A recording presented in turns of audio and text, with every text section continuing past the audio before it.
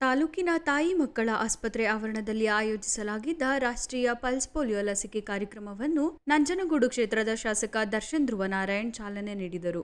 ಬಳಿಕ ಮಾತನಾಡಿದ ಅವರು 2024ರ ರಾಷ್ಟ್ರೀಯ ಪಲ್ಸ್ ಪೋಲಿಯೋ ಲಸಿಕಾ ದಿನದ ಅಂಗವಾಗಿ ಇಂದು 23,813 ಮಕ್ಕಳಿಗೆ ವೈದ್ಯರು ಪೋಲಿಯೋ ಲಸಿಕೆಯನ್ನು ಹಾಕುವ ಮೂಲಕ ಕೆಲಸ ಮಾಡುತ್ತಿದ್ದಾರೆ ಎಂದರು.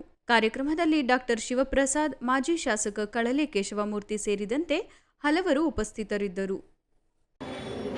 ಆ ನಿಟ್ಟಿನಲ್ಲಿ ನಮ್ಮ ತಾಲೂಕಿನಲ್ಲಿ ಇವತ್ತಿನ ದಿವಸ ಸುಮಾರು 23,813 ಮಕ್ಕಳಿಗೆ ಈ ಒಂದೇ ದಿವಸದಲ್ಲಿ ಅಷ್ಟು ಟಾರ್ಗೆಟನ್ನು ಕೂಡ ಅಚೀವ್ ಮಾಡಲಿಕ್ಕೆ ನಮ್ಮ ವೈದ್ಯರು, ನಮ್ಮ ತಾಲೂಕು ಮಟ್ಟದ ಎಲ್ಲ ವೈದ್ಯ ಅಧಿಕಾರಿಗಳು ಅವರು ಶ್ರಮಪಟ್ಟು ಈ ಒಂದು ದಿವಸ ಇಲ್ಲಿ ಕೆಲಸವನ್ನು ಮಾಡ್ತಾಯಿದ್ದಾರೆ.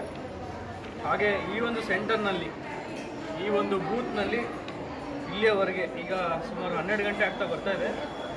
ಸುಮಾರು 179 ಮಕ್ಕಳು, 179 ಮಕ್ಕಳಿಗೆ ಈಗಾಗಲೇ ಯಶಸ್ವಿಯಾಗಿ ಪೋಲಿಯೋ ಡ್ರಾಪ್ಸನ್ನು ನೀಡಲಾಗಿದೆ.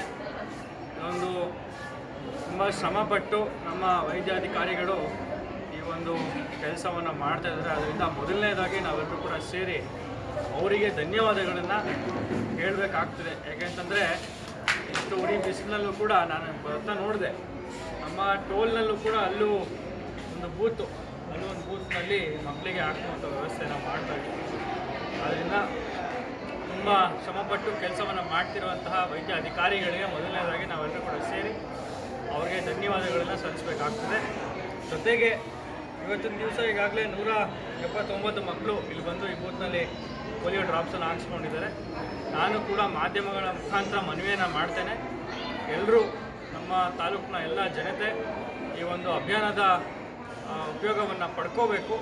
ಎಲ್ಲರೂ ಕೂಡ ತಮ್ಮ ತಮ್ಮ ಬೂತ್ನಲ್ಲಿ ಪೋಲಿಯೋ ಡ್ರಾಪ್ಸನ್ನು ಹಾಕ್ಸ್ಕೊಳ್ಳಿಕ್ಕೆ ವ್ಯವಸ್ಥೆಯನ್ನು ಮಾಡಲಾಗಿದೆ. ತಾವೆಲ್ಲರೂ ಕೂಡ ಹೋಗಿ ಇದರ ಉಪಯೋಗವನ್ನು ಪಡ್ಕೊಳ್ಳಿ ಅಂತ ನಾನು ಕೂಡ ಹೇಳಲಿಕ್ಕೆ ನಾನು ಬಯಸ್ತೇನೆ.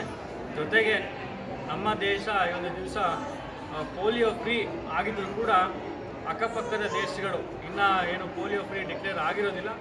ಆದ್ದರಿಂದ ನಾವು ಈ ಅಭಿಯಾನವನ್ನು ಕಂಟಿನ್ಯೂ ಮಾಡ್ಕೊಂಡು ಬರ್ತಾ ಇದ್ದೇವೆ.